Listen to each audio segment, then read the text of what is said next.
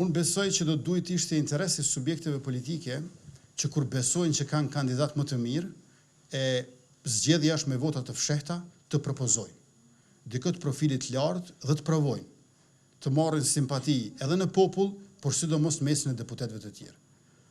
Ka pasur mundësi që të zhvillohet një garë disa javëshe, edhe në opinionin publik, edhe në vetë parlamentin, me një figurë të tillë të spikatur. Mirë po nuk u bë. Për bindjen time kjo nuk po ndodh për shkak se fatkeqësisht viti 2025 ka përfunduar sa i përket sjelljes së partive opozitare, po jo sa i përket qëndrimeve të tyre. Sjelljen nuk e kanë si në vitin 2025, po qëndrimet i kanë si në vitin 2025. E ju e dini shumë mirë që në vitin 2025 partitë opozitare nuk gjenin gëzim të sukseset e tyre, por gjenin kënaqësi veç se të mos sukseset tona.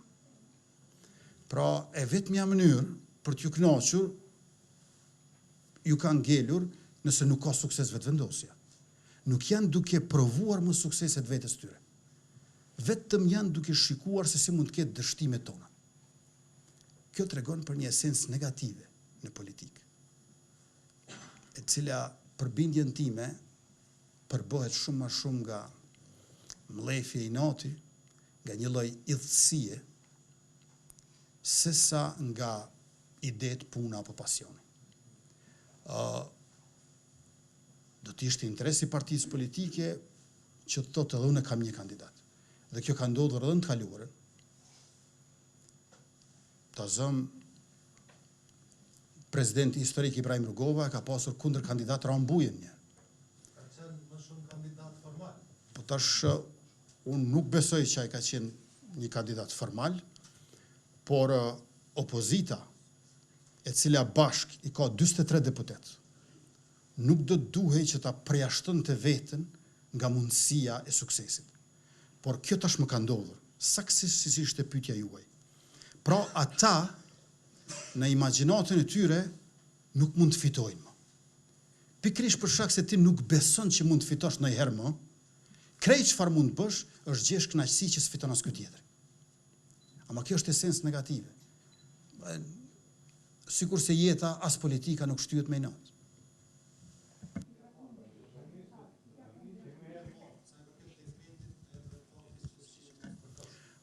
A do të kemi mas të përkohshme e marrim vesh.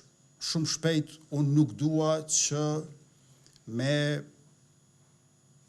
trajtimet algoritmike çka nëse shkojmë në atë shteg apo në këtë shteg të ndykoj në gjykat, krejt çfarë kemi ne për të thënë është e zeza në bardhë në lëndën që e kemi dorëzuar atje, dhe krejt çfarë uroj është trajtimi sa më i shpejt nga gjykatësit e gjykatës kushtetuese.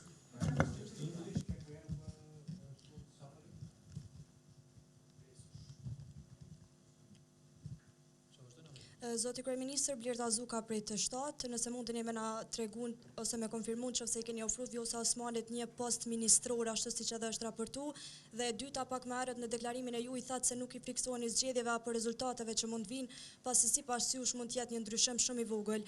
Mirë, po çka nëse Vjosa Osmani i bashkohet potencialisht LDK-s ose ndonjë subjekti tjetër politik, a i friksoheni ndoshta fuqisë saj politike që mund ta ketë në këto zgjedhje? Ne jemi takuar me presidenten qindra herë, gjatë këtyre më shumë se 5 vite. Në situatat të ndryshme. Kemi pasur diskutime të panumërta. Tash ne ruajmë transparencën e proceseve, por në të njëjtën kohë na duhet ta ruajmë edhe konfidencialitetin e bisedave. Shumë biseda kemi bërë.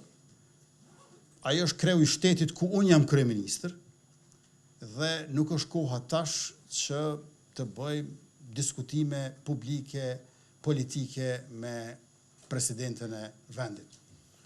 Nëse një ditë, siç është paralajmëruar, mund të kthehet në politikë, ajo do të ishte situatë tjetër.